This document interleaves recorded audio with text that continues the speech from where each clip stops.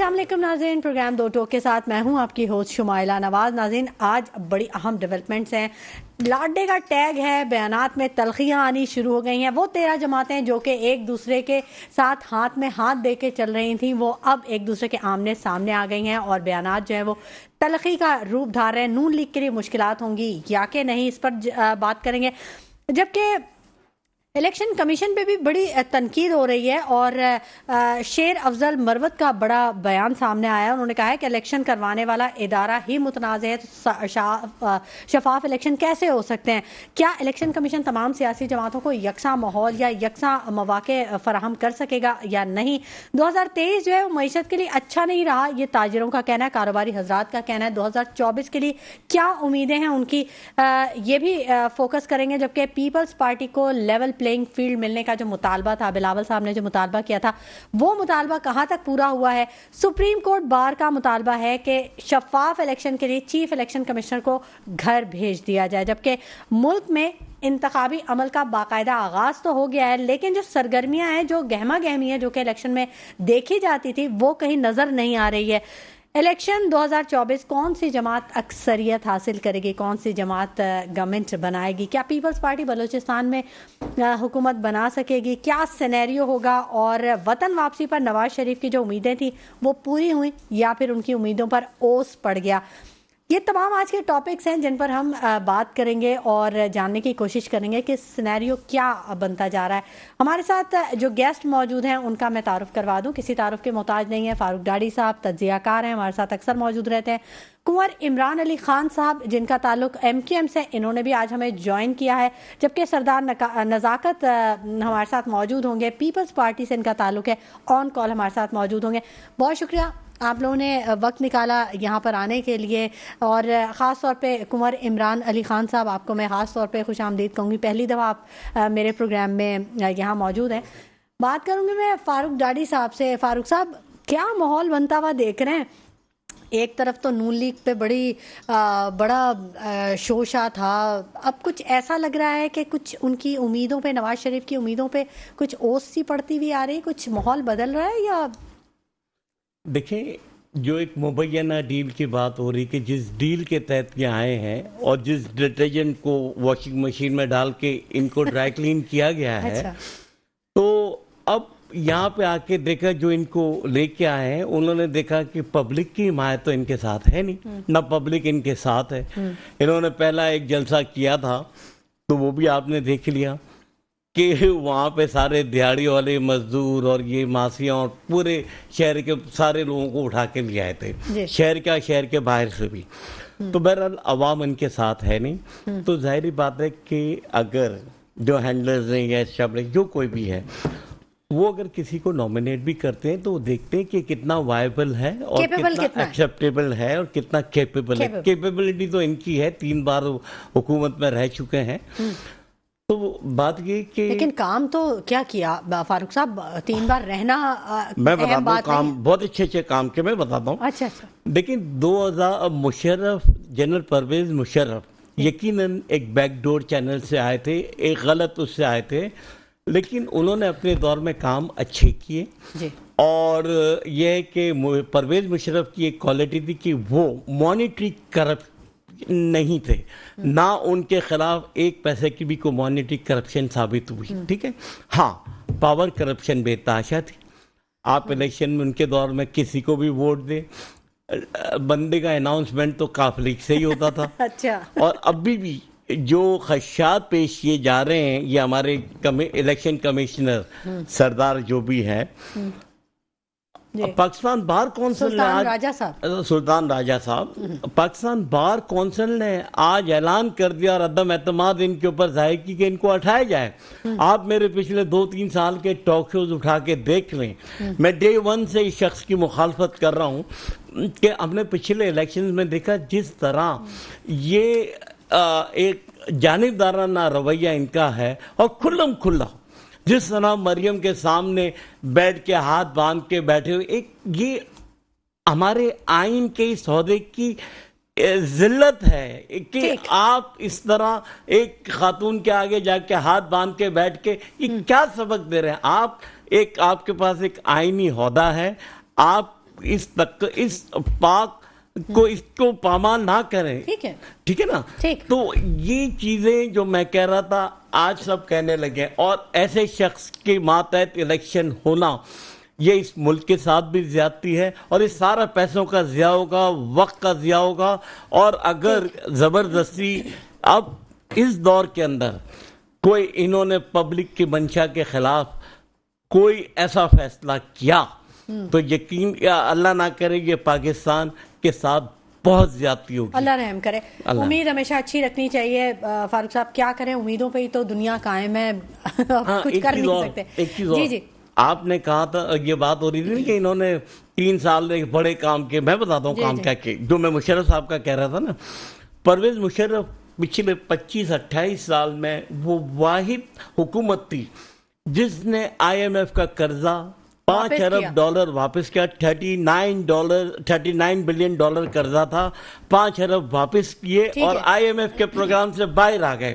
جب زرداری صاحب کو حکومت دی گئی اس وقت پاکستان کا کل قرضہ $34 ارب تھا, اور 2008 سے 18 تک یہ 94 بلین تک چلا گیا. اور کیا اسی پیسوں سے یہ لوگ حکومتیں بھی چلاتے رہے, کرپشن بھی کرتے رہے, ٹھیک ہے, اور منی لانڈرنگ بھی ہوتی ہے. ٹھیک ہے, یہ سب چیزیں تو سامنے ہی ہیں, ہر چیز سامنے ہے. کنور عمران علی خان صاحب, آج آپ کے آفس میں انٹرویوز ہو رہے ہیں امیدواروں کے, اور جو ہمدرد ہیں MKM کے سارے, تو کیا وہاں پہ رزلٹ رہا؟ ویسے تو اگر صورتحال دیکھیں تو انتخابی عمل تو شروع ہو گیا ہے, لیکن جو گہما گہمی وہ نہیں ہے. لیکن آپ کے آفس میں کچھ گہما گہمی نظر آئی؟ دیکھیں, پہلے تو میں آپ کو یہ تھوڑا سا اس میں ایک ایڈیشن کروں کہ انٹرویوز کا سلسلہ تو ہمارا ہی سمجھیں اس وقت لاسٹ سٹیج ہے. ہماری جو الیکشن کی گہما گہمی ہے وہ تو ہماری تقریباً 2 مہینے پہلے سے اگر آپ غور کریں, ہمارے کراچی شہر کے مختلف حصوں میں جلسے اور عوامی رابطے مہم چل رہے ہیں, شروع ہو گئی بالکل, جس میں ملیر کا جلسہ ہوا, پھر اورنگی ٹاؤن کا, کورنگی کا, کافی بڑے جلسے ہوئے تھے, کافی لوگ تھے, لیاقت آباد کا, اس کے علاوہ بنس روڈ کا عوامی رابطہ مہم, اور مختلف شہر کے حصوں میں آئے دن آپ دیکھ رہے ہیں کارنر میٹنگز بھی ہو رہی ہیں. اسی دوران یہ جو ہمارا ایک, آپ کو پتہ ہے MKM پاکستان دراصل ایک گراس روٹ لیول کی پارٹی ہے, اور یہاں پہ جو لوگوں کو سلیکٹ کیا جاتا ہے MP اور MNAs بنانے کے لیے, اس میں تقریباً وہی لوگ ہوتے ہیں جو عوام کے درمیان گلی محلوں میں رہنے والے وہاں کے لوگ ہوتے ہیں. کرائیٹیریا کیا ہوتا ہے؟ کوئی ایجوکیشن کوئی خاص ہو, یا آپ صرف کام دیکھتے ہیں کہ بس وہ کیسا ہی بندہ ہے, بس وہ عوام کے لیے کام کرتا ہو؟ دیکھیں, ہمارے اس وقت الحمدللہ 1600 سے اوپر انٹرویوز ہوئے ہیں کینڈیڈیٹس کے لیے نا, جس میں عام سپورٹرز بھی ہمارے تھے, کارکنان بھی تھے, دیگر شعبہ جات کے ذمہ داران بھی تھے.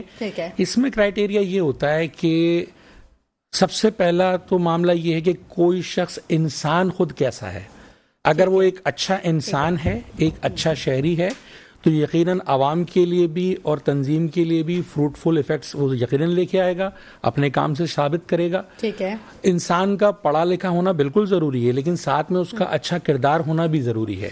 تو دراصل جو یہ انٹرویوز کا سلسلہ ہے اس میں یہ جج کیا جاتا ہے کہ یہ ایک اچھے انسان ہیں, عوام میں ان کے لیے کیا رائے پائی جا سکتی ہے, اور یہ تمام چیزیں ان کا مطلب ایک سمجھیں کہ ایک اسٹیپ یہ دیکھ کے پھر یہ ججمنٹ دی جاتی ہے کہ جناب یہ آپ مثال کے طور پہ 1600 لوگوں کو تو آپ کینڈیڈیٹس نہیں بنائیں گے, لیکن ہمیں 1600 بہت اچھے لوگوں کا سامنا رہا, بہت, یعنی کہ جس میں بہت ایسے بھی لوگ ہیں کہ جنہوں نے کبھی زندگی میں سوچا بھی نہیں ہوگا ہم کہیں بیٹھ کے انٹرویو دیں گے, لیکن ان کو موقع دیا گیا اور ان کی بات سنی گئی.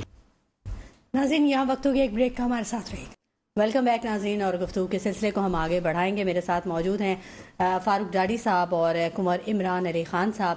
ہم بات کر رہے تھے کہ MKM میں جو آج انٹرویوز ہو رہے ہیں اور کیا کرائیٹیریا ہے ان کا, اور عمران علی خان صاحب اس کے بارے میں بتا رہے تھے. عمران صاحب, نون لیگ سے آپ کا جو اتحاد کی جو خبریں چل رہی تھیں اور جو باتیں کی جا رہی تھیں, اب نون لیگ کے جو قائد ہیں جنہیں لاڈلے کا خطاب دے دیا گیا ہے, اور اب ان کو کہا جا رہا ہے کہ شاید وہ امیدیں ان کی پوری نہیں ہونے والی جو وہ وہاں سے لے کر آئے تھے, آپ سمجھتے ہیں ایسا ہی کچھ مشکلات درپیش ہوں گی ان کو؟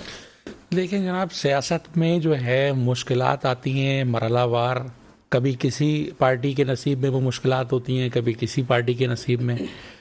کبھی کوئی لاڈلا رہا ہوتا ہے اور کبھی کسی کو لاڈلا کہا جاتا ہے. تو پاکستان کی سیاست میں یہ چیزیں تو خیر وہ ہم آئے دن دیکھتے آئے ہیں, لیکن بات یہ ہے کہ اس کے پیچھے ان کی جو سیاسی جو سفر ہے جس میں انہوں نے تکلیفیں اٹھائیں وہ بھی ہمیں نہیں بھولنا چاہیے. اور بہرحال یہ فیکٹ ہے کہ وہ اپنی جو ان کی وائف ہیں ان کی جو انتقال بھی وہ اس کیفیت میں ہوا کہ وہ خود وہاں موجود نہیں تھے اور صاحبزادی بھی نہیں بڑی معذرت میں آپ کی بات کاٹ رہی ہوں, ان تکلیفوں کو بھی نہیں بھولنا چاہیے جو ان کی وجہ سے عوام نے فیس کیا. جی بالکل ٹھیک کہہ رہی ہیں آپ, لیکن اس میں دیکھیں انسان کوئی بھی پارٹی جب اپنی پولیٹکس کر رہی ہوتی ہے تو اس کا بنیادی طور پہ تو منشور یہی ہوتا ہے کہ عوام کی خدمت کرنی ہے. اس دوران بہت سارے کام اچھے ہوتے ہیں, بہت سارے کام جو ہے وہ ایسے ہوتے ہیں جو عوام کے لیے تکلیف دہ ہوتے ہیں, لیکن پھر وہ الیکشنز ثابت کرتی ہے کہ جناب یہ جو عوام ہے اس کو کس کو چوز کرے گی, کس کو وہ الیکٹ کر کے لے کے آئے گی. اتنا عوامی شعور ہو کہ وہ درست فیصلہ کر سکے. جی بالکل ٹھیک ہے. تو اب سمجھتے ہیں آپ کے عوام میں اتنا شعور ہے؟ دیکھیں عوام میں ہمارا ملک جس کیفیت سے جن حالات سے گزر رہا ہے عوام تو بالکل پس گئی ہے. اس وقت تو کیفیت یہ شعور ان کو ہونے کے باوجود بھی وہ بریڈ اور بٹر میں اس حد تک اسٹک ہو چکے ہیں کہ ان کے لیے الیکشن کی خبر دراصل معاشی طور پہ حالات اگر بہتر ہو جاتے ہیں وہ زیادہ ان کے لیے اچھی خبر ہے. الیکشن کئی لوگوں نے تو یہ بھی کہہ دیا تھا کہ نگراں حکومت اتنا اچھا کام کری, اسی کو کنٹینیو رہنا چاہیے. ایسی بھی خبریں آئی ہیں درمیان. عوام چوک اور چوراہوں پہ جو بات کرتی ہے ان کو تو جب پیٹرول کی قیمت 20 روپے کم ہوئی تھی اچانک سے تو تب یہ چیزیں آئی تھی. جی لیکن مسئلہ سارا یہ ہے کہ ہم انٹرنیشنل سلینری میں بھی چیزوں کو دیکھتے ہیں. ٹھیک ہے. عوام کی خواہشات اور ایک یہ سمجھیں کہ بینگ جو حکمران جب ڈیسائیڈ کرنی پڑتی ہیں پالیسیز, میں یہ سمجھتا ہوں جو ملک چلانے والے ہیں ان کو اس بات کا اندازہ ہے کہ انٹرنیشنل حالات ہمارے اس بات کی اجازت نہیں دیتے کہ ہم مزید جو ہے کوئی کیئر ٹیکر گورنمنٹ بہت کوئی لمبی چلائے. اس لیے یہ اسی سلسلے میں یہ جو ابھی ہمارا جو الیکشن اناؤنس ہوا ہے بہت سارے لوگ اس کو ڈیلے کرنا چاہ رہے ہیں, لیکن میں سمجھتا ہوں اس کو ہونے دینا چاہیے. اس میں عوام کی امیدیں ہمیں بر لانی چاہیے. بہرحال عوام ہی فیصلہ کرے گی ووٹ دے کے, جو ان کے لیے بہتر ہوگا اس کو چوز کریں گے انشاءاللہ. ٹھیک ہے بالکل عوام کو ہی فیصلہ کرنا ہوگا. لیکن عوام کو اتنی زیادہ الجھنوں میں الجھا دیا گیا ہے کہ وہ بیچاری وہ تو یہ کہتی ہے کہ کچھ ہو نہ ہو ہمیں ریلیف مل جائے. کیوں فاروق صاحب ایسا ہی ہے؟ آپ بھی تو عوامی حلقوں میں جاتے رہتے ہیں, بڑا آپ کا بھی حلقہ احباب جو ہے وہ بڑا طویل ہے, لسٹ ہے پوری. بالکل آپ صحیح کہہ رہی ہیں. دیکھیں اس وقت عوام کی جو پہلی ترجیحات ہے کہ یہاں لوگوں کے پاس کاروبار ختم ہو گئے ہیں, لوگوں کے پاس نوکریاں نہیں ہیں, بڑے بڑے ادارے ڈاؤن سائزنگ کر رہے ہیں, لوگ بے روزگار ہو رہے ہیں اتنی تیزی سے کہ ان کے لیے 2 وقت کا کھانا سب سے زیادہ امپورٹنٹ ہے. کئی جگہوں پہ یہ حالات ہیں کہ روزگار تو ہے لیکن سیلری نہیں آ رہی ہے, 2-3 مہینے نکل جا رہے ہیں. آپ نے اپنے انٹروڈکشن میں جو ایک بات کہی کہ تاجر حضرات یہ کہہ رہے ہیں کہ ہمارا کاروبار اچھا نہیں گیا اور اب ہم کیسے کریں. بالکل اس کی میں وجہ بتاتا ہوں. جی آپ دیکھیں کہ اسٹیٹ بینک نے آپ کا ریٹ آف انٹرسٹ جو رکھا ہے وہ 22%. آپ اگر بینک میں لینے جائیں گے وہ اپنا کچھ رکھ کے 23-24% پہ آپ کو دیں گے. مجھے بتائیں وہ کون سا کاروبار ہے جو آپ کو 22 اور 24% ریٹرن آف پروفٹ کرے. سوال ہی پیدا نہیں ہوتا جب انڈسٹریز 7% آپ کو پروفٹ ریٹرن کرتی ہے. اسٹیٹ بینک کے گورنر نے یہ کہا تھا کہ ہم نے یہ ریٹ آف انٹرسٹ اس لیے ہائی رکھا کہ اس سے ہم انفلیشن کو کنٹرول کریں گے.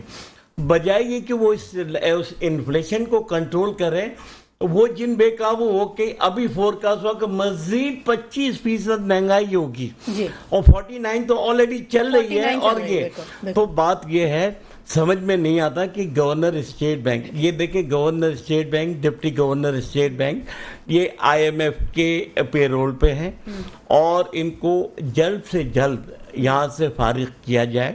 یہ ہماری اکانومی تباہ و برباد تو ہو چکی ہے, لیکن اور کیا ہوگا آگے آپ اور ہم سمجھ سکتے ہیں کہ ہم کس طرف جا رہے ہیں. ان کو سنگل ڈیجٹ پہ لے کے آنا چاہیے اسی ریٹ آف انٹرسٹ کو. نہ تو انہوں نے جو کہا تھا کہ ہم انفلیشن کو کنٹرول کریں گے وہ اس میں بھی ناکام رہے. تو اگر آپ مجھے بتائیں کون کاروبار کر سکتا ہے 22% انٹرسٹ ریٹ کے اوپر؟ سوال ہی پیدا نہیں ہوتا. تو یہ ظلم نہ کریں. انڈسٹریاں دھڑا دھڑ بند ہو رہی ہے, ہماری اکانومی بالکل نیچے جا رہی ہے, G D P growth rate minus میں جا رہا ہے. اسٹاک بھی اسٹیبل نہیں ہو رہی. لاسٹ ویک 66,000 پہ چلی گئی تھی اور اب ایک دم سے 63 اور 64 پہ آ گئی. دیکھیں میں اگر اسٹاک ایکسچینج پہ کہوں گا نا تو بہت سے لوگ ناراض ہو جائیں گے. مجھے یہ بتائیں سر حقائق بتائیں. دیکھیں حقائق تو یہ مجھے یہ بتائیں کہ آپ کے کون سا کاروبار فلورش ہو رہا ہے, کون سی انڈسٹریز چل رہی ہے, کہاں چل رہی ہے. تو یہ کہاں سے چل رہا ہے؟ یہ سٹا ہے, یہ سارا آرٹیفیشل ہے, یہ سارا سٹا ہے. یہ چند ایک لوگوں کی گیم ہوتی ہے جو اس کو چلا رہے ہوتے ہیں, ٹھیک ہے نا. اور کچھ لوگ ہیں جو حکومت میں بھی ہوتے ہیں, وہ اسٹاک کو اوپر لے جاتے. تو یہ بتائیں کہ نہیں ہم لوگ ترقی کر رہے ہیں. مجھے بتائیں کہ پورا آپ کا جو ایک وہ دور تھا 2018 سے 21 تک, پورا فیصل آباد میں آپ کو مزدور نہیں مل رہا تھا, تو لوگوں نے اربوں روپے کی انویسٹمنٹ کی ایکسپینشن آف انڈسٹریز کے لیے.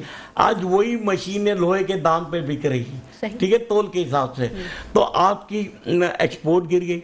آپ کا جی ڈی پی جو تھا اس وقت 2018 کے بعد چل رہا تھا 6.48 کے ریشو سے. آپ کی اکانومی بوم کر رہی تھی اور ہر سیکٹر پازیٹیو جا رہا تھا, اکنامک سیکٹر. اور آج آپ کی جی ڈی پی گروتھ جو ہے وہ مائنس میں جا رہی ہے. $3 ارب آئی ایم ایف سے لینے کے لیے آپ نے سارے ایئرپورٹ گروی رکھ دیے, سی پورٹ گروی رکھ دیا.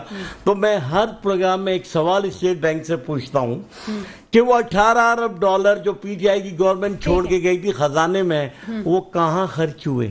اس کے ذرا فیگر پبلش کرے تو ہمیں بھی پتا چلے کہ وہ $18 ارب جو تھے وہ کہاں گئے, اور آپ کو ایسے $3 ارب. اب دیکھیں ہماری بدقسمتی کیا ہے, ٹھیک ہے, جتنا یہ آئی ایم ایف سے لون لیا جاتا ہے یہ عوام تک اس کے ثمرات نہیں پہنچتے. یہ تو ساری فیکٹس اینڈ فگر ہیں, اور ہم مقروض عوام ہیں, ہم عوام ہیں, ہمیں دینے پڑ رہے ہیں. عمران صاحب سے بھی بات کر لیتے ہیں. عمران صاحب کافی دیر سے دیکھیں میں اسی سلسلے میں کچھ ایڈ کرنا چاہتا ہوں. دیکھیں ہمارا ملک جن حالات سے گزر رہا ہے, میں یہ سمجھتا ہوں عوام کو بھی یہ سوچنا چاہیے, اس ملک کے چلانے والے لوگوں کو بھی یہ سوچنا چاہیے.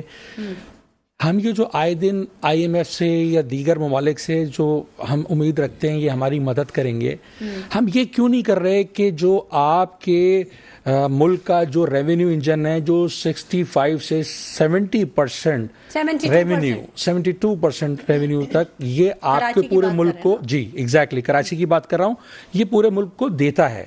اگر آپ اس دودھ دینے والی گائے کو ٹھیک طریقے سے چارہ کھلائیں گے تو یہ مزید بہت اور زیادہ ہیلپ فل ہوگا پورے ملک کے لیے. میں آپ کو تھوڑی سی ایک ماضی سے ایک مثال بتاتا ہوں کہ آپ یہ دیکھیں کہ ہمارے جو میئر تھے ڈاکٹر فاروق ستار بھائی, ان کے دور میں اس شہر نے, کراچی کی جو سڑکوں نے, کراچی کی گلیوں نے ایک ترقی کا سفر شروع کیا, اور یہاں پہ پہلی دفعہ وہ K2 کا پانی کا جو پروجیکٹ لے کے آئے اور اس کی وجہ سے پانی یہاں پر آیا. اسی سلسلے کی کنٹینیوشن کے اندر جب ہمارے سید مصطفیٰ کمال بھائی سٹی میئر رہے, تو آپ یہ دیکھیں, یہ میں سمجھتا ہوں پوری پاکستان کے لیے یہ بات بہت قابل غور ہونی چاہیے کہ انہوں نے 300 ارب روپے کے اندر 300 ارب روپے جو انہوں نے اس شہر پہ لگائے اپنے ٹینیور کے دوران, انہوں نے اس کراچی شہر کو دنیا کے تیزی سے ترقی کرنے والے 12 شہروں میں شمار کروایا. بزنس ورلڈ اکنامک فورم نے ان کو سیکنڈ ورلڈز بیسٹ میئر قرار دیا. اچھا آپ یہ دیکھیں, پہلے نمبر پہ جرمنی سے برلن کے میئر آئے تھے. ہمارا ملک تو ایک ترقی پذیر ملک تھا, وہ ترقی یافتہ ملک ہے, لیکن دیانتداری سے, پلاننگ کے ساتھ, ٹھیک طریقے سے وہ پیسے لگانے پہ. ایک نام آپ بھول رہے ہیں, نعمت اللہ خان صاحب نے بھی بڑا کام کیا. جی بالکل, الحمدللہ نعمت اللہ خان صاحب نے بھی بڑا کام کیا, لیکن اسٹارٹ اپ انہی کا تھا. نہیں, میں اس کو اس طرح کہوں گا, دیکھیں انہوں نے وہ ایک اچھی تنظیم سے تعلق رکھتے ہیں, انہوں نے کام بہت اچھا کیا, لیکن اتفاق اب یہ کہیں کہ یہ والا جو صحرا جن کے سر جاتا ہے کہ ورلڈ اکنامک فورم نے ورلڈ سیکنڈ بیسٹ میئر جن کو قرار دیا, وہ سید مصطفیٰ کمال صاحب ہیں. اور یہ آپ کے پاکستان کا ایسٹ ہیں, صرف MQM کا نہیں, پورے پاکستان کا ایسٹ ہے. کیونکہ لیٹ می کمپلیٹ، کیونکہ پورے پاکستان میں کسی پارٹی کے پاس لوکل گورنمنٹ سے یا ایون ان کی پروونشل یا فیڈرل گورنمنٹ سے کوئی ایسا انسان نہیں ہے جس کو انٹرنیشنلی ریکگنیشن ملی ہو. سید مصطفیٰ کمال وہ شخص ہیں جنہوں نے اس شہر کو کہاں سے لے کے کہاں جا کے کھڑا کیا، ورلڈ رینکنگ میں لے کے گئے. اگر ان کو مزید اور ان کی ٹیم کو یعنی ایم کیو ایم پاکستان کی ٹیم کو مزید کام کرنے کے لیے پورے پاکستان میں موقع دیا جائے تو آپ یہ سوچیں کہ اس پورے پاکستان کو کہاں لے کے جائیں گے. اچھا دوسری اہم بات یہ، آصف علی زرداری صاحب کہتے ہیں کہ ہمیں موقع ملے تاکہ ہم پورے پاکستان کو سندھ جیسا بنا دیں. دیکھیں اس میں تو میں صرف یہی کہوں گا کہ تھوڑا جی بالکل وہ اپنی جگہ بالکل درست فرما رہے ہیں. بات یہ ہے کہ لوگوں کی آنکھیں باہر آ گئیں. دیکھیں بات یہ ہے سندھ حکومت کو 22,000 ارب روپے ملے ہیں اس 15 سال میں. آپ اس کو تھوڑا سا کیلکولیٹ کریں، رف آئیڈیا 22,000 ارب روپے جی ملے ہیں جی اور انہوں نے خرچ کیے ہیں. ٹھیک ہے، انہوں نے خرچ کیے ہیں، وہ انہوں نے ان کی ویب سائٹ پہ انہوں نے جو خرچ کیے ہیں معذرت کے ساتھ، جس میں انہوں نے ایجوکیشن کے، آپ کو پتا ہے سندھ میں ابھی جو 5,000 گوشت اسکول بند ہوئے، دیگر جو سیلاب زدگان کے لیے جو بھی وہاں امدادی کام ہوا اس کے اندر بہت بڑی رقم. آپ میں صرف یہی کیلکولیٹ کرنا چاہ رہا ہوں آپ کو کہ اس میں فیکٹس اینڈ فگر کہیں پہ کوئی اس کی ڈاکومنٹیشن ہوتی ہے. جی بالکل، ان کی ویب سائٹ پہ موجود ہے. دیکھیں کہ یہ صرف کاغذوں میں ہوئے، معذرت کے ساتھ. اگر آپ کے پاس نہیں ملا کبھی کچھ نہیں، یہ کاغذوں میں موجود ہے سر جی. 22,000 ارب روپے. اب اس میں کتنے 300 ارب روپے آ گئے، اور کتنی دفعہ کتنے شہر ورلڈ رینکنگ میں آ سکتے تھے. میں یہ کہتا ہوں کہ اگر چلیں کراچی کے ساتھ آپ نے کوئی اچھا سلوک نہ کیا، کوئی بات نہیں. 18ویں ترمیم کے بعد کا یہ جی ایگزیکٹلی جی 18ویں ترمیم کے بعد. دیکھیں اصل میں 18ویں ترمیم معذرت کے ساتھ وہ مکمل نہیں کی گئی جمہوریت. اس میں صرف NFC ایوارڈ کے ذریعے جو پیسے ہیں وہ صرف آپ کے وزیر اعلیٰ ہاؤس میں آ کے پارک ہونے ہوتے ہیں، اور وہ فرد واحد کی ثواب دیتے ہوتا ہے کہ وہ پیسے کہاں لگائے. ٹھیک ہے، MQM پاکستان جو ہے وہ اس وقت جو مسلم لیگ نون سے جو بات ہوئی ہے اور جو ہمارا ان سے بات، ہم نے کسی نے کوئی منسٹری نہیں مانگی، کوئی سیٹس نہیں مانگی. ہم نے بات یہی کی ہے کہ یہ جو 18ویں ترمیم تھی، چونکہ یہ انکمپلیٹ ڈیموکریسی ہے، ہمیں لوکل گورنمنٹ کے جو حقوق ہیں وہ عام لوگوں تک چاہیے، جس کے لیے 3 بنیادی ترامیم کی ضرورت ہے. ہمارے جو کانسٹیٹیوشن ہے اس میں 140A میں بہت ایک سرسری سا لوکل گورنمنٹ کا ذکر ہے، ڈیٹیل کچھ نہیں دی گئی ہے. ترامیم کیا ہے؟ دیکھیں وہ 3 ترامیم یہ ہیں کہ جس طریقے سے آپ کے وفاقی حکومت کو آپ ایڈمنسٹریٹر لگا کے نہیں چلاتے، آپ جس طرح پروونشل گورنمنٹ کو ایڈمنسٹریٹر لگا کے نہیں چلاتے، سملرلی آپ لوکل گورنمنٹ کو بھی ایڈمنسٹریٹر لگا کے نہیں چلائیں، آزاد کریں انہیں. جی جس طریقے سے آئین میں لکھا ہوا ہے. بڑھنی جائے گی. نہیں عمران صاحب، ہر کسی کے پاس پیسہ آئے گا، اب اس کی مرضی ہے کہ وہ اس طرح تو نہیں، اس طرح کرپشن نہیں. میں سمجھاتا ہوں اس طرح کرپشن یوں نہیں. یہ مجھے آپ 3 ترامیم پوری کرنے دیجیے گا آپ کو. لیکن میں آپ نے چونکہ بیچ میں یہ بات کہی، میں بتا کہ کرپشن اس لیے نہیں بڑھے گی کہ اگر آپ کے وہ پیسے ڈیوائیڈ ہو کے آپ کی UC لیول پہ آتے ہیں تو UC لیول پہ عوام جا کے ڈور نوک کر سکتے ہیں کہ آپ کا یہ پلان تھا، یہ سڑک بنانی تھی، آپ نے یہ کام کرنا تھا، وہ اس کا دروازہ کھٹکھٹا سکتے ہیں. وہ عوام کے لیے احتساب بالکل سامنے ہے. اچھا، لیکن اگر ایک وزیر اعلیٰ کے پاس وہ پیسے پارک کیے رہے ہیں تو وہ بیچارہ وہاں کھڑا بھی نہیں ہو سکتا.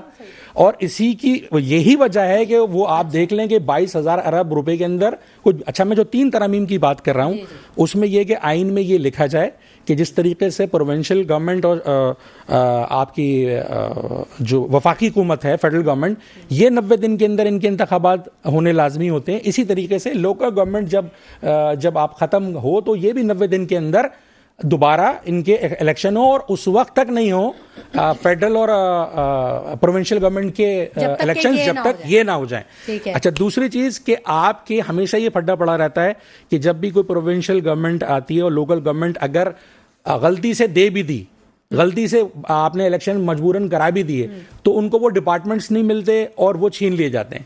تو ایم کیو ایم کی دوسری جو ترمیم ہے وہ یہ کہتے ہیں 26ویں امینڈمنٹ میں یہ کریں کہ آپ نے جس طریقے سے پروونشل اور فیڈرل کے آپ نے ڈپارٹمنٹس لکھے ہیں, سملرلی آپ لوکل گورنمنٹ کے ڈپارٹمنٹس آئین میں لکھ دیجئے تاکہ یہ بار بار کی بحث ختم ہو. صحیح, ٹھیک ہے.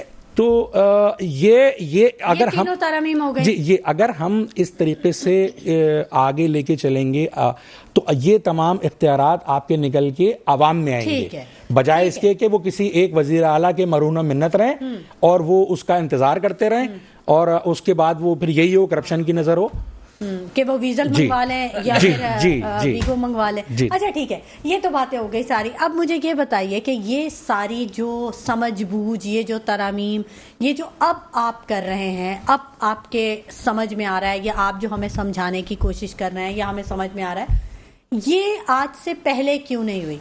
یہی وہ کراچی ہے, یہی وہ بلدیاتی ادارے ہیں, یہی وہ گورنمنٹ ہے. 15 سال سے پیپلز پارٹی کی گورنمنٹ رہی, وزیر اعلیٰ رہا, آپ کا بھی گورنر رہا, آپ کا بھی میئر رہا, اس وقت یہ ترمیم کیوں نہیں ہے؟ دیکھیں جناب, یہ گزشتہ جتنے بھی سال ایم کیو ایم کا کولیشن ہوا کسی بھی پارٹی کے ساتھ, وہ عوام کے مفادات میں جو چیزیں طے کی گئیں, اللہ تعالیٰ نے دیکھیں کوئی ایسا ایپریٹس نہیں, نہ انسان نے بنایا نہ اللہ نے کوئی یہ ظاہر کیا کہ انسان کے دل میں کیا چل رہا ہے وہ جان سکے. ہاں ہم بھروسہ کر سکتے ہیں, آپ بھروسے کی بنیاد پر آپ اپنے گھر سے کسی بیٹی کا رشتہ کسی اعتبار کی بنیاد پر کسی سے کرتے ہیں کہ ہاں یہ اس کو خوش رکھے گا, لیکن وہ گارنٹی نہیں ہے, بعض وقت خراب بھی ہوتا ہے, اس پھر وہ ڈیورس بھی ہوتی ہے, لینے بھی پڑتی ہے, لیکن معذرت کے ساتھ وہ تو ایک وہ معاملہ ایک بالکل الگ ہے. نہیں یہ بھی سملر ہے کہ جب مسلم لیگ نون یا پیپلز پارٹی سے جب بھی ایم کیو ایم نے کولیشن کیا تو ان سے جو وعدے کیے گئے وہ نہیں, سوری, وہ پورے نہیں کیے گئے. اگر آج آپ کہتے ہیں کہ کیا گارنٹی ہے کہ آئندہ پورے ہوں گے, دیکھیں ہماری جو اس وقت جو ایز اے پارٹی ہماری جو اس وقت کراچی, حیدرآباد, پیر پورخاص اور سندھ کے دیہی شہری علاقوں میں ہماری ایک اسٹرینتھ ہے جہاں سے انشاءاللہ اللہ سے ایک اچھی امید ہے ہم سیٹس لا سکتے ہیں, لیکن کانسٹیٹیوشن میں ترمیم کرنے کے لیے بہرحال ہمیں ایک پارٹی کی ضرورت پڑے گی. بالکل, لیکن آپ نے جو مثال دی, آج کل ماں باپ اتنے سمجھدار ہو گئے, بڑا اچھا ٹیکل کرتے ہیں وہ سارے دامادوں کو. ناظرین, گفتگو کا سلسلہ جاری رہے گا, وقت ہو گیا ایک بریک کا, ہمارے ساتھ رہیے گا. ویلکم بیک ناظرین, گفتگو کے سلسلے کو ہم آگے بڑھائیں گے. بات ہو رہی ہے کہ سیاسی ماحول کیا بنتا جا رہا ہے. 1 مہینہ رہ گیا ہے الیکشن کو, 8 فروری کو الیکشن ہے, اور جو گہما گہمی ہے وہ نہیں ہے, لیکن جو بیانات اور طنزیہ جملوں کا جو تبادلہ ہے, جو الزامات کا سلسلہ ہے, وہ بہرحال جاری ہے. اور خاص طور پہ انہی جماعتوں کے جو میں نے پہلے بھی کہا تھا کہ جو ایک ساتھ مل کے بیٹھی ہوئی تھیں, وہ اب ایک دوسرے کے اوپر کیچڑ اچھال رہی ہیں. فاروق صاحب, جو الیکشن کمیشن ہے, آپ سمجھتے ہیں کہ تمام سیاسی جماعتوں کو مواقع یکساں دے رہا ہے؟ سوال ہی پیدا نہیں ہوتا. یعنی کہ میں نے پہلے بھی کہا کہ الیکشن کمشنر جو ہے وہ ایک جانبدار الیکشن کمشنر راجہ سکندر جو صاحب بھی ہیں, اور ہم نے ان کی ویڈیوز بھی دیکھی, ان کی بہت ساری چیزیں منظر عام پہ آ گئی ہیں, اور ان کا کردار ہم نے گزشتہ الیکشنوں میں جو کیا کہتے ہیں ہوتے ہیں الیکشن ہوئے تھے, کارکردگی, تو ان کی کارکردگی دیکھی جس میں ان کا ایک جانبدارانہ رول نظر آیا. یہاں تک کہ درمی یہ تھی کہ جب سپریم کورٹ نے انہیں پنجاب اور کے پی کے میں الیکشن کے لیے کہا تو منع کر دیا. تو آپ یہ بتائیں کہ جس ملک کے اندر آپ سپریم کورٹ کی حکم عدولی کرو, ان کے فیصلوں کو نہ مانو, تو یہ تو کنٹیمپٹ آف کورٹ ہے. تو کیوں ان صاحب کو اور ان کے ہوتے ہوئے الیکشن کرنا ایک بہت بڑا پلنڈر ہوگا, بہت بڑا پلنڈر ہوگا. تو یہ جو شیر افضل مروت صاحب نے جو آج بیان دے دیا ہے کہ جب الیکشن کمشنر ہی متنازع ہے تو کیسے یہ صاف شفاف ہوں گے, تو یہ صحیح, آپ اتفاق کر رہے ہیں ان کے بیان سے؟ میں پورا 100% اس بات سے اتفاق کر رہا ہوں, بلکہ میرے پچھلے آپ ٹاک شوز اٹھا کے دیکھ لیں, میں کئی مرتبہ اپنے ان خدشات کا اظہار کر چکا ہوں کہ ایسے شخص کے ماتحت الیکشن کروانا ملک کے ساتھ ایک زیادتی ہے, اور اس آئینی پوزیشن کے اوپر رہتے ہوئے اس ہمارے آئین کا بھی ایک مذاق ہے. تو خدا را جو بھی اس کو دیکھ رہا ہے تو وہ اس پہ نظر ثانی کریں اور انصاف کو فوری طور پہ ان کی جگہ کوئی صحیح ایماندار بندہ لے کے آئیں تاکہ ایک صحیح الیکشن ہو سکے. اچھا فاروق صاحب، یہ جو سپریم کورٹ بار نے مطالبہ کیا کہ چیف الیکشن کمشنر کو آپ گھر بھیجیں، ان کو بدل دیں، تو کیا اس کے پیچھے کیا وجہ ہے؟ کیا وکلا تنظیمیں اعلیٰ عدلیہ کی نگرانی میں الیکشن کروانا چاہتی ہیں؟ دیکھیے، آپ چاہے اعلیٰ عدلیہ کے ماتحت کرائیں، جس کے ماتحت کرائیں، آپ ایسے شخص کو لے کے آئیں جو ایماندار ہو، جو پرنسپل کو اور رول آف لا کو مانتا ہو اور رول آف لا کے تحت چلے، ہمارے آئین کے مطابق چلے. ایسے شخص کی ضرورت نہیں ہے راجہ سکندر جیسی کہ جو کہ مریم کے آگے ہاتھ باندھ کے بیٹھا ہوا ہو جیسے کہ کوئی انسٹرکشن لے رہا ہو. تو یہ اتنی ظاہری بات ہے کہ جب آپ کھلم کھلا جانبداری کرو گے تو آج بار بھی کہنے لگی ہے، میں تو کئی ٹائم سے کہہ رہا ہوں کہ اس شخص کے تحت الیکشن کرانا ایک بلنڈر ہوگا، ایک مذاق ہوگا.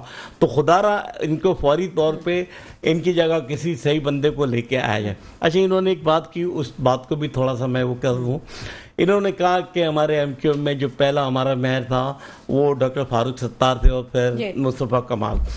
میں بالکل ان کی بات سے میں ایگری کرتا ہوں کہ فاروق ستار ہی وہ شخص ہے جو کراچی کا سب سے ینگسٹ میئر تھے اور ان کی جو کارکردگی تھی وہ اتنی شاندار تھی کہ اس کارکردگی کے تحت ایم کیو ایم کا ایک روڈ میپ بنا اور کراچی کے لوگوں نے اعتماد کیا ایم کیو ایم کے اوپر. یہ سارا کریڈٹ فاروق ستار کو جاتا ہے اور میں سمجھتا ہوں. بالکل. اچھا، ڈاکٹر راکیش موتیانی صاحب نے بھی ہمیں جوائن کر لیا ہے، پیپلز پارٹی سے ان کا تعلق ہے. بہت شکریہ ڈاکٹر صاحب، آپ کو خوش آمدید کہیں گے پروگرام میں. Thank you. اچھا ڈاکٹر صاحب، یہ جو بیانات اور الزامات کا جو سلسلہ جاری ہے نون لیگ کی طرف سے، خاص طور پہ جو ایک سلسلہ ہے، پھر بلاول بھٹو صاحب کافی کڑی تنقید کرتے ہیں جماعت اسلامی پہ بھی اور نون لیگ پہ بھی، تو یہ مسلم لیگ نون کوئی جواب نہیں دے رہی ہے پیپلز پارٹی کی اتنی کڑی تنقید کا. کوئی خاص وجہ ہے؟ کہیں کوئی بیک ڈور رابطے تو نہیں ہو رہے ہیں؟ جی بالکل، آپ نے صحیح سوال پوچھا ہے کہ نون لیگ خاموش ہے. وہ پہلے نواز شریف صاحب نے نعرہ لگایا تھا مجھے کیوں نکالا، پھر ابھی وہی تھیوری اس کی چل رہی ہے مجھے کیوں نکالا. اور آپ کے چینل اگین یہ 1-2 دن میں بریکنگ نیوز چلائیں گے کہ یہ بولے گا مجھے کیوں بلایا. اچھا، ہاں، کیونکہ ہم بریکنگ دے رہے ہیں. ہاں، یہ میں ہمارے پلیٹ فارم سے بالکل یہ میٹرو چینل پہ آپ چلائیں گے کہ نواز شریف لیکن کس نے بلایا، مجھے کیوں بلایا. کیونکہ یہ جو ووٹ کو عزت دو کو اس نے جو سودا کیا ہے اور پاکستان کی عوام اور اسپیشلی پنجاب کے لوگ اس کو دیکھ رہے ہیں کہ ہمارے جو ووٹ کی عزت تھی تو اس نے سودا کر کے یہ لاڈلا پلس بن کے آیا ہے، اس کو قابل قبول ان کو نہیں ہے. تو اب اس لیے ہی یہاں پہ اب صرف پاکستان پیپلز پارٹی ہے اور چیئرمین بلاول بھٹو زرداری ہے، وہ لیڈر ہے جو عوام کی بات کرتا ہے، مہنگائی کی بات کر رہا ہے، بے روزگاری کی بات کر رہا ہے، انقلاب کی بات کر رہا ہے، کسان کی بات کر رہا ہے، مزدور کی بات کر رہا ہے. وہ یہ نہیں کہہ رہا ہے کہ مجھے لاڈلا بناؤ، یہ مجھے یہ نہیں کہہ رہا ہے کہ مجھے جیل میں نہیں جانا ہے. ڈاکٹر صاحب، یہ ساری باتیں تو ذوالفقار علی بھٹو صاحب بھی کرتے تھے، یہ ساری باتیں تو محترمہ بے نظیر صاحبہ نے بھی کی ہیں، اور یہ ساری باتیں آصف زرداری صاحب نے بھی کی ہیں. عوام کے لیے ہی ہمیشہ بات کی. تو آپ کی پارٹی کا تو نام ہی پیپلز پارٹی ہے نا، عوام کی پارٹی، لوگوں کی پارٹی. لیکن کام کے حوالے سے، کارکردگی کے حوالے سے کیا کیا سر جی؟ یہ بتائیں. کراچی کے عوام کو بہت شکایات ہیں آپ سے.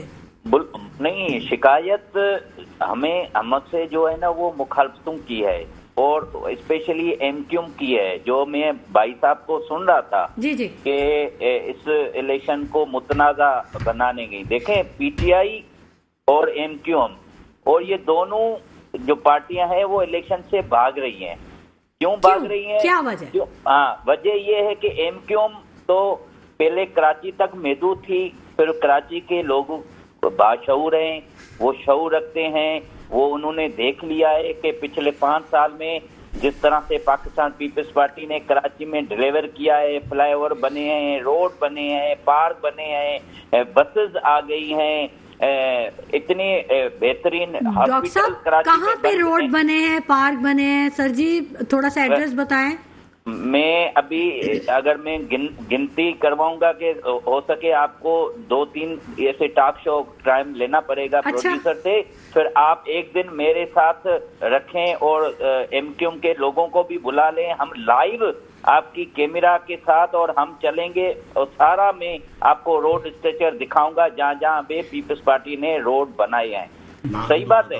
सर कुछ इलाकों के नाम बताएं ताकि थोड़ा सा क्लियर हो सके आपकी बात। आपका इलाके का नाम ये बता रहा हूँ, ये पूरा आप तारक रोड देख लें, सदर के रोड देख लें, शारा फैसल देख लें, कोरंगी डबल रोड देख लें, हाक्सवे वाला रोड देख लें और सीवीयू साइड वगैरह, ये सब तो कंटोनमेंट के एरिया नहीं आ रहे। हाक्सवे का रोड देखा है सर? ये कंटोनमेंट का इलाका है।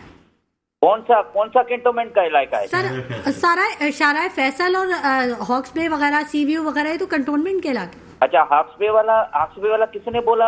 आप चैनल पे बैठ के ऐसी बातें करते हो। हाक्सवे अभी आप देखें ना, हाक्सवे डबल रोड, लाइटें ये बन रही है, लाइटें लगा रही है सर जी, जहाँ पे लोग रह रहे हैं, ये कोरंगी डबल रोड बन रहा है, ये भी आपको कैंटोनमेंट में इलाका सर लग जी, रहा है। डॉक्टर साहब जो तफरीही मुकामात हैं वो ठीक है, लेकिन जहाँ पे लोग रह रहे हैं, आप गुलशन का एरिया देखें, 13 डी में कोई 6 महीनों से गटर बह रहा है सर जी। किसमें? टीनाटी में? 13 डी गुलशन का एरिया, नाम गुलशन है।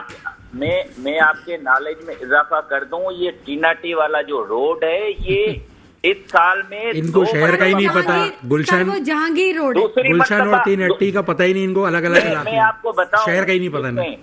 देखें आप, क्योंकि आप हमारी बातें नहीं मानोगे, क्योंकि ये एक अलमिया है, इसलिए नहीं मानेंगे। कुछ डिलीवर नहीं किया। आप जैकबाबाद ही बना दे, नौ वडेरो ही बना देते, लाड़काना ही बना देते, कोई एक शहर ऐसा एग्जाम्पल के तौर पर बना देते, मॉडल सिटी बनाते कोई। सर जी आप अपनी फिक्र करें, जिस तरह से बलदियाती इलेक्शन में कराची के लोगों ने पीपल्स पार्टी को वोट दिया है और आप भाग गए थे, और इस मर्तबा इस इलेक्शन में वो 18 फरवरी को आप किया था, इसलिए आपके मजे आ गए। कराची की आवाम आपकी जमानत जब्त कर देगी। आपको जो 4 सीटें एमएनए की मिली हैं, सॉरी, आपको एमकेएम के बाइकाट के नतीजे में चंद वोटों से मजे आ गए, और उसमें भी आपका अपना जो सिस्टम आपने अपने अफसरान ला के बैठाए हुए थे, भाई आप लोगों ने तो कराची के लोगों को लावार छोड़ दिया, आपने तो लावार छोड़ दिया। मैं बोलता हूं कि आप लोगों ने कराची के लोगों की 3 जनरेशनें तबाह की हैं, 3 जनरेशनें। जब वर्ल्ड इकोनॉमिक फोरम ने वर्ल्ड सेकंड बेस्ट मेयर करार दिया। सर जी उनकी बात मुकम्मल करें, देखिए आपका टाइम आपको मिल गया। अब डॉक्टर साहब K4 का मंसूबा भी आपने लॉन्च किया था। K4 मैं आपको एक बताऊं बात, आज आपने शायद चैनल ने दिखाया नहीं दिखाया है, जी जोहर मोड़ पे अभी मेरे ख्याल में 3 महीने भी नहीं है, अंडर फ्लाईओवर बना है, ठीक है, अंडरपास, उसमें मार्बल, उसमें बेहतरीन किस्म के मार्बल से काम किया हुआ है। आज उन मार्बलों को तोड़ा गया है। इसका मतलब कराची के लोगों की जो तरक्की है कुछ लोगों से हजम नहीं हो रही है। अच्छा। ये वापस ये लोग जो है ना, वापस ये बंद बोरी लाशें, दुकानें, ये तोड़ के दोबारा फाइल में काम लेना है। डॉक्टर साहब वक्त अब कम रह गया, आप अपनी बात को मुकम्मल कर लीजिए। जी मैंने कहा ये वोट नहीं ले सकते ऐसी सियासत करके। कराची के लोग अभी ये इंता पसंदी, दहशतगर्दी वाली सियासत रद्द कर चुके हैं।